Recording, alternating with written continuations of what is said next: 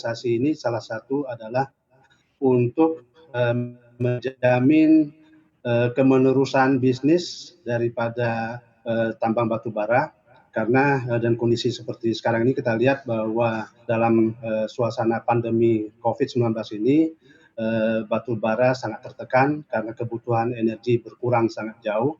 Nah, sehingga harus dicari terobosan-terobosan baru. Nah, terutama adalah memanfaatkan batu bara untuk menghasilkan produk-produk turunan yang lain, seperti yang sudah sering kita dengar bahwa batu bara itu bisa dijadikan DME, dimethyl ether, yang merupakan pengganti LPG. Dan ini sudah ada kerjasama beberapa perusahaan, PTBA dan Pertamina dengan Air Product. Kemudian juga batu bara ini bisa menjadi metanol, dan ini sudah direncanakan akan dibangun di Kalimantan Timur dengan konsorsium Bumi Resource, Ithaka Resources, dan Air Product. Nah, di samping itu masih banyak produk-produk yang bisa dihasilkan. Di Kalimantan Utara itu sudah berproduksi batu bara menjadi semi-cook dan tar, juga gas yang bisa menghasilkan 30 megawatt listrik. Ini sudah ada Pak yang dihilirisasi Pak? Sudah ada Mbak, yang sudah berjalan itu di Kalimantan Utara. Dari total produksi berapa persen? Memang ini masih kecil. Karena yang di Kalimantan Utara itu dia bisa menghasilkan sekitar 600.000 ton per tahun semi-cook yang akan dipakai oleh smelter nikel di Maluku Utara.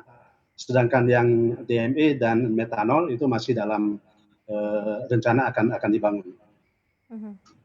Oke, kalau dilihat dari untuk mineral lain. Oke, kalau kita coba lihat nih Pak, ini kan karena permintaan dari Menteri sendiri Pak, Menteri ESDM ya. Sebenarnya kalau misalnya kita bicara mengenai target berapa persen sih sebenarnya begitu ya pemenuhan terhadap hilirisasi sendiri dari produksi begitu Pak Rizal? Saat ini belum banyak yang berdiri karena kita masih bisa dikatakan industri kita untuk hilirisasi ini masih baru, kecuali yang besar itu di nikel. Nikel itu sudah cukup besar yang bisa kita hasilkan, tetapi untuk batu bara ini masih sedikit yang sudah berjalan, persentasenya kecil sekali. Tapi ini merupakan harapan masa depan kita terhadap industri batu bara sendiri.